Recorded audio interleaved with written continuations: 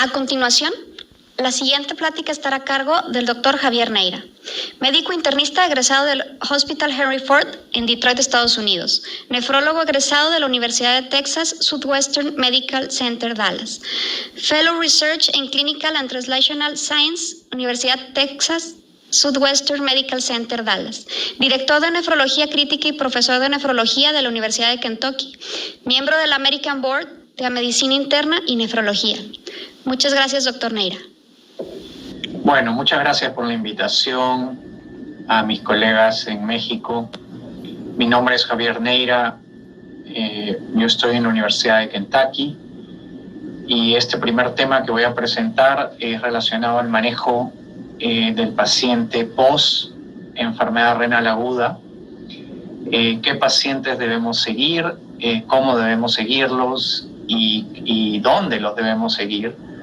Y les voy a pedir disculpas que los slides están en inglés, pero prometo que en el futuro voy a convertir toda esta presentación en español en cuanto a los slides. Entonces comencemos. Estos son mis disclosures y el funding que tengo en este momento.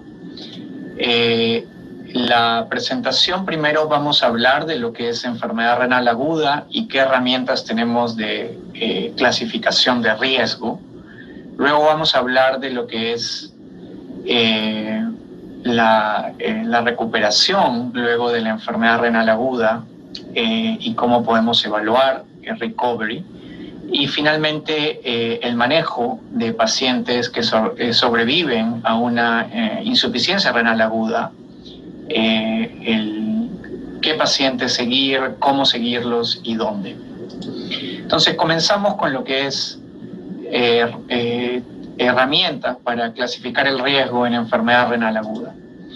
Primero, obviamente, comenzamos con un repaso de la epidemiología de lo que es enfermedad renal aguda, de lo que es el nuevo concepto que diferencia lo que es injuria renal aguda de enfermedad renal aguda y obviamente el riesgo de enfermedad renal crónica.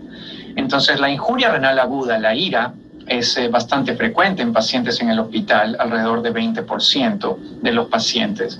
Si nos vamos a la unidad de cuidados intensivos, esta incidencia aumenta hasta el 50%. Luego, lo que es enfermedad renal aguda, este nuevo concepto Acute Kidney Disease, es también bastante frecuente. La incidencia es aproximadamente 25% de todos los pacientes que hacen injuria renal aguda, que hacen IRA. Y la enfermedad renal aguda se evalúa desde el momento de los 7 días siguientes a la IRA, hasta 90 días después. Entonces, esto involucra todo el proceso de recuperación de un paciente luego de una IRA. Finalmente, los pacientes luego de enfermedad renal aguda pueden hacer enfermedad renal crónica. El riesgo es alrededor de 1 de cada 3 pacientes en un periodo de los siguientes 5 años luego de un episodio de enfermedad renal aguda o IRA. Es importante reconocer que el riesgo de morbilidad y mortalidad en estos pacientes se debe muchas veces a la parte cardiovascular y que muchas veces estos pacientes desarrollan hipertensión arterial, falla cardíaca y también obviamente complicaciones de lo que es la enfermedad de aterosclerosis y strokes. Importante cómo podemos evaluar pacientes con enfermedad renal aguda en este periodo de tiempo de IRA, del onset del IRA hasta los 90 días siguientes. Ahora, como este es simplemente un resumen que dice que la enfermedad renal aguda ocurre en 20% de pacientes hospitalizados y alrededor de 50% de pacientes en la unidad de cuidados intensivos. También de que los pacientes que están severamente enfermos tienen una mortalidad alta cuando hacen IRA de aproximadamente 50%, que alrededor de 5% de los pacientes hospitalizados va a desarrollar enfermedad renal aguda que requiere soporte con diálisis y que alrededor de 1/3 de los sobrevivientes de una IRA van a desarrollar enfermedad renal crónica en los siguientes 5 años. Es muy importante reconocer que los sobrevivientes de IRA tienen alto riesgo de enfermedad cardiovascular e hipertensión arterial. Ahora, hay herramientas para clasificar el riesgo en los pacientes luego de una IRA. Esta es una área de investigación que actualmente se está desarrollando. Es muy importante reconocer que no hay una clasificación de riesgo universal que podamos aplicar en todos los pacientes, sobre todo en los de más alto riesgo, que nosotros consideramos aquellos que han requerido soporte con enfermedad de reemplazo renal, con terapia de reemplazo renal. Entonces, en este caso voy a presentar un par de estudios donde utilizaron data antes de iniciar la terapia de reemplazo renal, hasta el momento, el día de inicio de la terapia de reemplazo renal.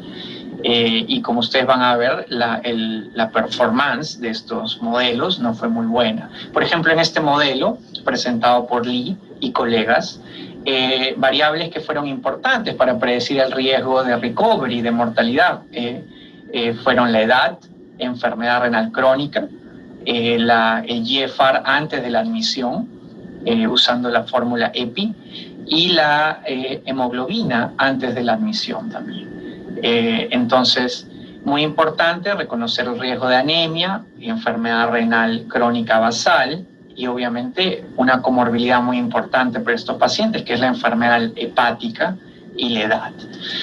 En otro modelo, presentado por otro Lee y colegas, las variables que fueron importantes son el baseline GFR, ¿no? la presión arterial en el momento de iniciar la terapia renal de reemplazo, el volumen urinario antes de empezar la terapia de reemplazo renal, la creatinina el mismo día del inicio de la terapia de reemplazo renal, las plaquetas y también el balance de fluidos hasta el momento del inicio de la terapia de reemplazo renal.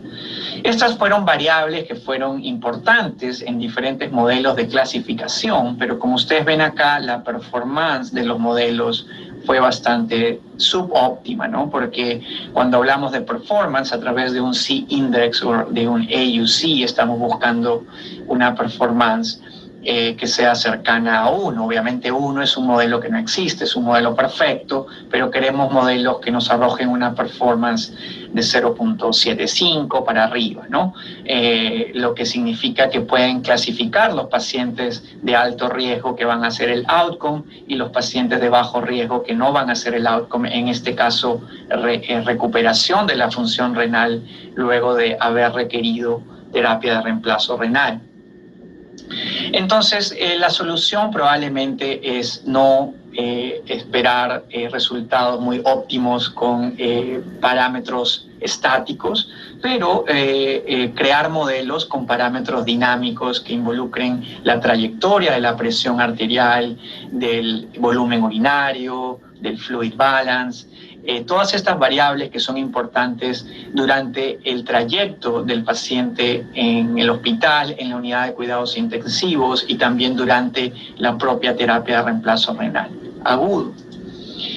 Ahora, obviamente la clasificación de riesgo puede ser mejorada con el uso de biomarcadores y como ustedes conocen muy bien este diagrama, pacientes que tienen incrementado riesgo y que hacen daño temprano, se puede detectar con biomarcadores de daño renal agudo, por ejemplo el ENGAL, KIM-1 y otros, los Cell Cycle Arrest Biomarkers, que pueden detectar el daño antes de que la creatinina aumente y por ende permitir instituir terapias que pueden prevenir la progresión de la IRA en algunos pacientes. Entonces, el uso de biomarcadores no solamente nos puede ayudar en la parte de identificar pacientes con IRA de forma más temprana, pero al mismo tiempo nos puede ayudar también para clasificar el riesgo de outcomes luego de que el paciente hace IRA, incluyendo lo que es la recuperación de la función renal. Biomarcadores hay muchos, muchos en estudio, muchos que se descubren continuamente, que pueden de alguna forma darnos un profile de lo que es la nefrona a diferentes niveles. Pues hay biomarcadores de daño renal, también biomarcadores de función renal y ciertamente algunos biomarcadores que pueden tener un mayor efecto de pronóstico para lo que es recuperación de la función renal luego del estrés y el daño. Entonces, conceptualmente, lo que queremos tener para manejar pacientes luego de una IRA es tener modelos de clasificación que nos permitan identificar pacientes de bajo riesgo en el lado izquierdo, en verde, pacientes de riesgo intermedio y pacientes de alto riesgo, asumiendo obviamente que los pacientes de alto riesgo van a tener más dificultad para recuperar la función renal. Obviamente tenemos los dos extremos, podemos instituir terapias efectivas que están en investigación para promover lo que es la recuperación de la función renal. Y si tenemos un riesgo intermedio, podemos usar otras herramientas, por ejemplo, los biomarcadores, que nos pueden ayudar a identificar para qué lado va el paciente, si va a alto riesgo o a bajo riesgo. Obviamente no tenemos terapias para promover la recuperación de la función renal, pero sí tenemos algunas intervenciones que pueden prevenir que se acentúe el daño y ciertamente pueden tener un impacto favorable en el paciente. Por ejemplo, el monitoreo cercano del volumen urinario y de la función renal, tratar de evitar las drogas que son nefrotóxicas, tratar de evitar hiperglicemia, parar algunos medicamentos que pueden afectar el riñón, como los ACE inhibitors, los ARBs, y tener un monitoreo y una optimización hemodinámica y del balance de fluidos en estos pacientes bastante estricto que permita promover lo que es recuperación de la función renal. Entonces, más o menos esta es la parte conceptual. No tenemos todavía estas herramientas completamente validadas, pero hay mucha investigación en este tema y definitivamente nuevas herramientas de manejar la data como Machine Learning y Big Data Analysis realmente pueden ayudarnos en el futuro cercano. Dentro de esas intervenciones es el follow-up que tenemos con estos pacientes. ¿Cómo los seguimos? ¿Qué pacientes tenemos que seguir cercanamente luego de la hospitalización y qué pacientes podemos seguir con un poco más de tiempo entre el momento del alta y el momento de la visita en la clínica? Entonces, este es un ejemplo que KDIGO Bundle que nosotros usamos. Este es el Privaki Trial, publicado ya hace algunos años atrás, y hay algunos estudios sucesivos a para confirmar estos resultados.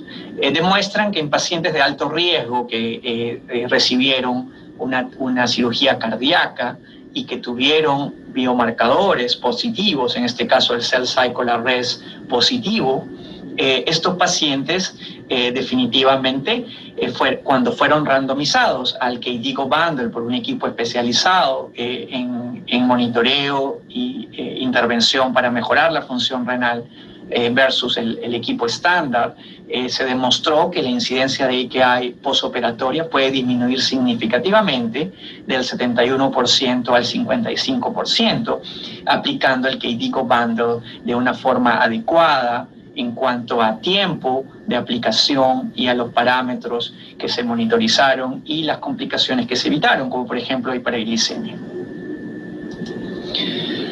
Entonces, actualmente lo que tenemos es, pues, usamos los registros en el chart y en algunas formas computarizados y la evaluación clínica para determinar qué pacientes tienen alto riesgo versus bajo riesgo. Pero en el futuro, no muy lejano, vamos a utilizar los récords médicos. También vamos a evaluar un poco más sistemáticamente todas las imágenes y lo que es la data continua, por ejemplo, los vital signs, el volumen urinario y esas cosas que pueden realmente darnos más información sobre la trayectoria de la enfermedad de diferentes órganos en el paciente, incluyendo la función renal. Y toda la terapia de soporte de órganos que damos, el ventilador mecánico, ECMO y otras terapias de soporte que podemos dar. Con esto podemos combinar la data, desarrollar modelos usando Machine Learning y probablemente tener herramientas de clasificación de riesgo más efectivas que puedan ayudar nuestra evaluación clínica y mejorarla de alguna forma, identificando cuáles son esos pacientes en los cuales tenemos que intervenir porque son de alto riesgo. En la segunda parte de esta charla voy a hablar de lo que es recuperación del IRA. Entonces, ¿cómo identificar particularmente en pacientes que tienen, obviamente tenemos el grupo de pacientes que están en terapia de reemplazo renal con IRA y los pacientes que no? Los pacientes que no, obviamente es más fácil evaluar la trayectoria de la función renal de acuerdo al KDIGO criteria y ver si el paciente de la creatinina está mejorando, el volumen urinario está mejorando. Ahora, en pacientes que están en terapia de reemplazo renal agudo, entonces probablemente tenemos menos herramientas, pero sí podemos usar el volumen urinario, que si se comienza a mejorar es una señal de que el paciente se está recuperando. Ahora, un concepto para definir es cómo se define recuperación de la enfermedad renal. Recuperación o recovery de IRA es la consecuencia de lo que es todos los mecanismos de repair, ¿no? De cómo el riñón trata de sanar luego del estrés. Y en este caso va a conllevar a lo que es la mejora de la función y también la estructura, porque las células se regeneran y esto se puede lograr de una manera parcial o completa. Este es un diagrama que nos puede ayudar a entender el mecanismo de reparo adaptativo y el mal adaptativo. Entonces, de una forma adaptativa, las células de los túbulos se proliferan, las células del endotelium se regeneran. También está este fenómeno que es la mitofagia y también la conversión de los fibroblastos y macrófagos a ciertos tipos que promueven recuperación y no fibrosis renal. Y obviamente tiene que haber una resolución de toda esta cascada de inflamación que genera muchas veces el daño. Entonces, cuando todo esto se ocurre de una manera orquestada y sistemática, el riñón se recupera, la función renal se recupera, pero de todas maneras estos pacientes, como yo siempre le explico a los pacientes en la clínica, no regeneran todas las células que mueren o que tienen un daño.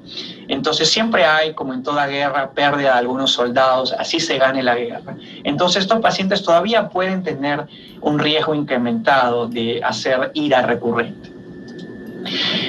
El reparo mal adaptativo, obviamente aquí tenemos muchas células que entran en cell cycle arrest y que no se regeneran luego del estrés.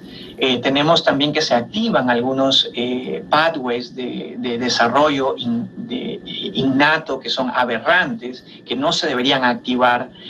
Obviamente el endotelium que no se regenera y también el daño en las mitocondrias. Y obviamente hay algunos fibroblastos y macrófagos que pueden tener esta aberrante diferenciación y promover más fibrosis y probablemente también una disfunción del sistema inmune que no permite la resolución de la inflamación. Entonces, en estos pacientes se pasa de lo que es IRA a enfermedad renal aguda en este periodo de tiempo que dijimos de 90 días. Y obviamente son pacientes que tienen alto riesgo de hacer enfermedad renal crónica. Obviamente pacientes que tienen IRA recurrente pueden llegar a este parámetro de enfermedad renal aguda y enfermedad renal crónica. Y pacientes que hacen IRA recurrente también tienen un riesgo alto de enfermedad renal crónica. ¿Cuáles son los factores de pronóstico para identificar los niveles de recuperación de la función renal? Obviamente, la severidad de la ira, la duración de la ira, son factores de pronóstico importantes. También lo es el nivel de recuperación de la función renal en este periodo de 90 días, cuál es la severidad de la enfermedad renal aguda y la progresión. Y obviamente para hacer enfermedad renal aguda recurrente, cuál es lo que es el nivel residual de lo que se llama la reserva renal, ¿no? Que, digamos, pueden haber dos pacientes con el mismo GFR de digamos, 50, pero hay un paciente más susceptible al estrés que el otro, probablemente por la comorbilidad y porque el nivel de reserva es distinto.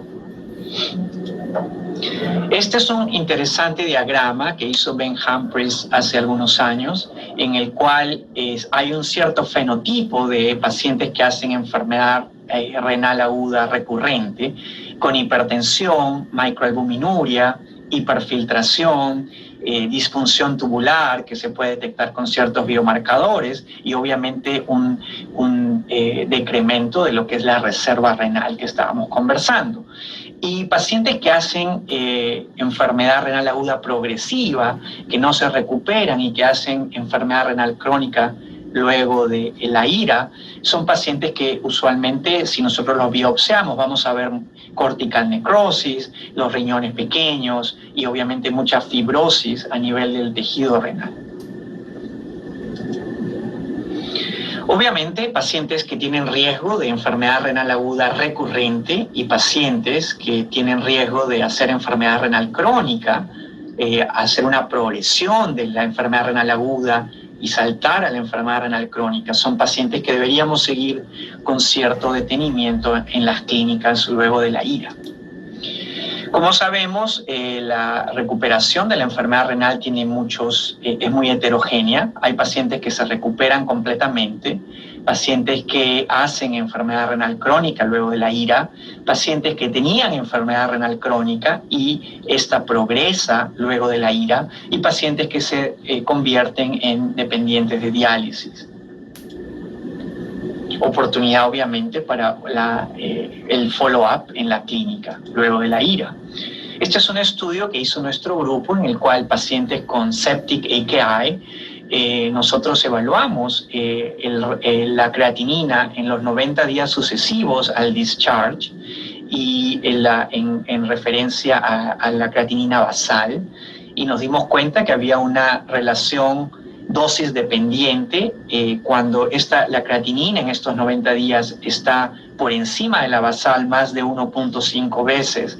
Pueden ver ustedes cómo el riesgo de no hacer CKD, survival free of CKD, es mucho más bajo, ¿no? Entonces pacientes tienen más riesgo de hacer enfermedad renal crónica cuando la creatinina está 1.5 veces por encima del basal en este periodo de los 90 días y así sucesivamente, entre 1.1 y 1.5, obviamente mucho mejor cuando está menos de 1.1 por encima del basal.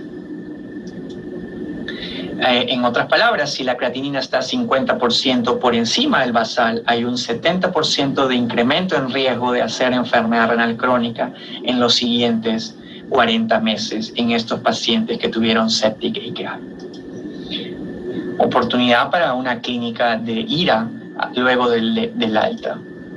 Este es otro estudio por Morgan Grams y colegas en Johns Hopkins, que demuestra también que cuando uno evalúa la función renal luego de la ira a los 30, 60, 90 días, puede encontrar una relación importante cuando el GFR está por debajo 20 a 40% debajo del basal. Hay una relación bien importante con el riesgo de hacer enfermedad renal crónica, en este caso diálisis dependiente, en los siguientes meses.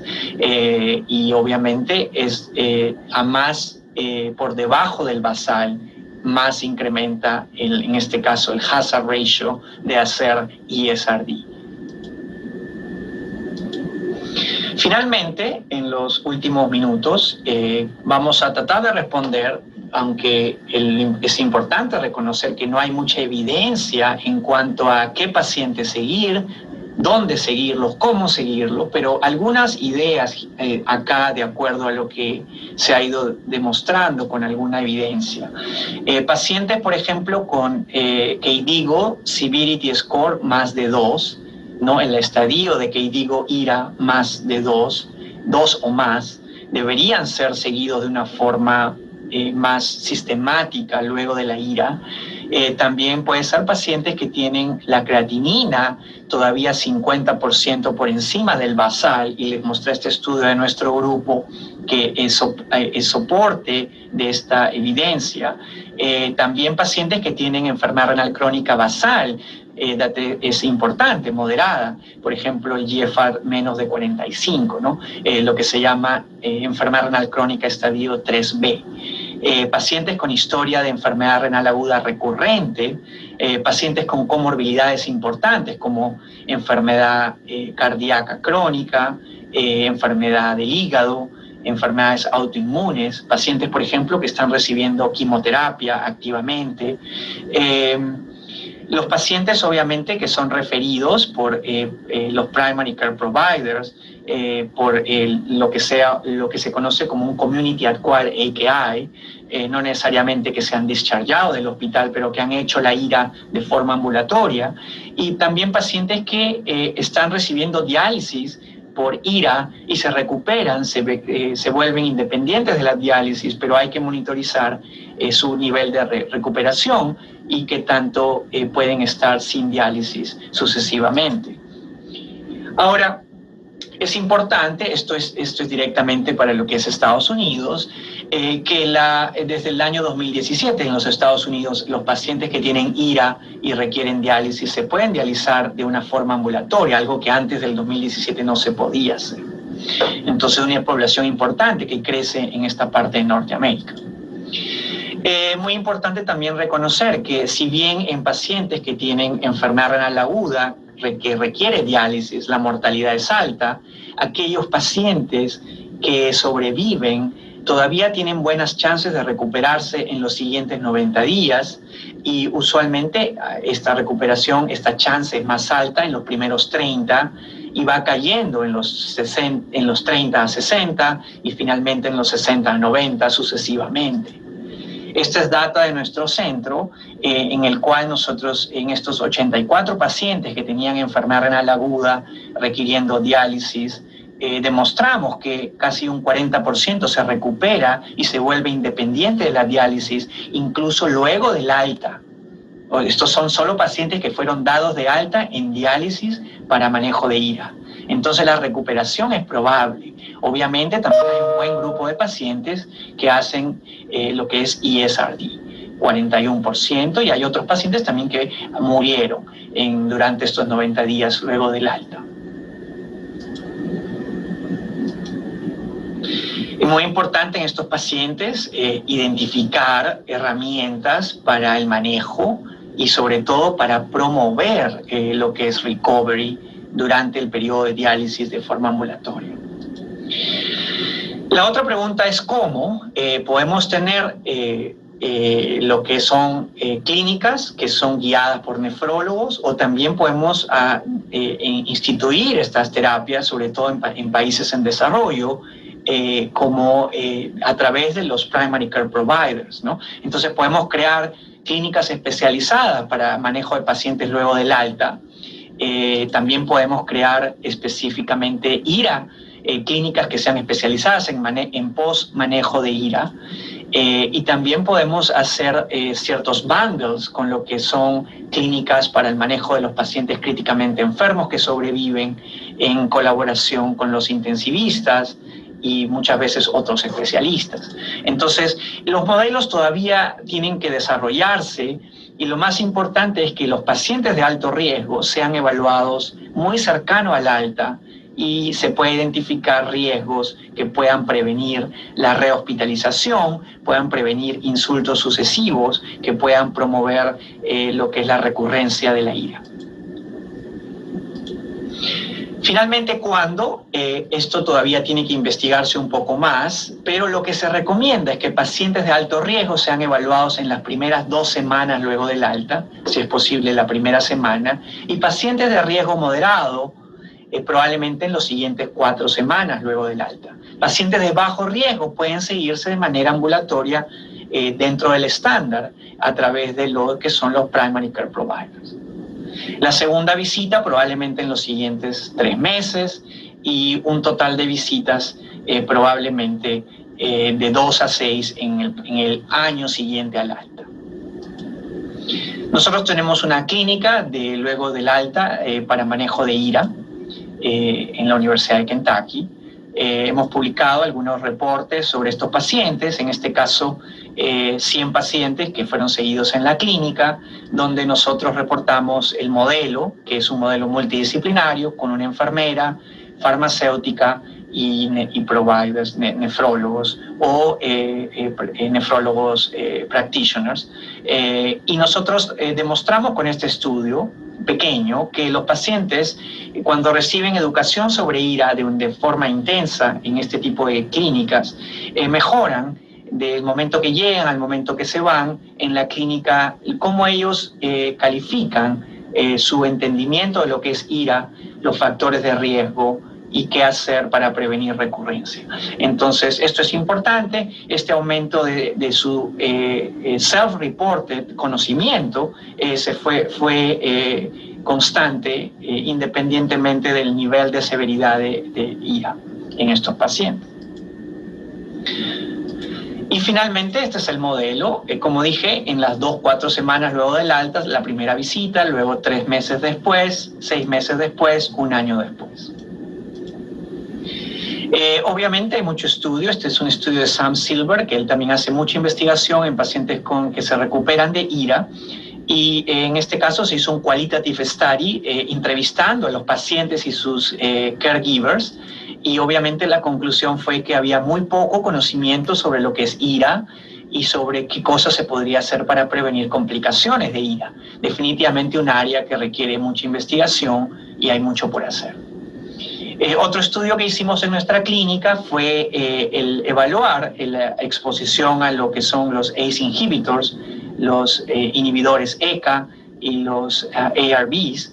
Entonces, nosotros en este estudio demostramos que hay mucha heterogeneidad en cuanto a la práctica de cuándo se paran estas medicinas durante la hospitalización, cuándo se reinician. Y también demostramos que no había ninguna asociación entre la exposición a los IECAs y ARBs y el riesgo de hacer enfermedad renal aguda cuando los pacientes fueron evaluados en la clínica luego del alta. Finalmente, comentar que existe esta iniciativa del NIH, NIDDK, para hacer un estudio enfocado en pacientes que se recuperan de IRA durante intervenciones en el año siguiente a la IRA, que probablemente en los próximos años nos puedan dar una data de cómo crear nuestras clínicas, qué intervenciones pueden ser efectivas para promover la recuperación de la IRA, la prevención de la enfermedad renal crónica luego de la IRA y también, muy importante, la calidad de vida de estos pacientes. Muchas innovaciones al respecto, como lo que es la telemedicina, como lo que es el uso de patient navigators, nurse coordinators y obviamente la terapia de rehabilitación, tanto física como mental.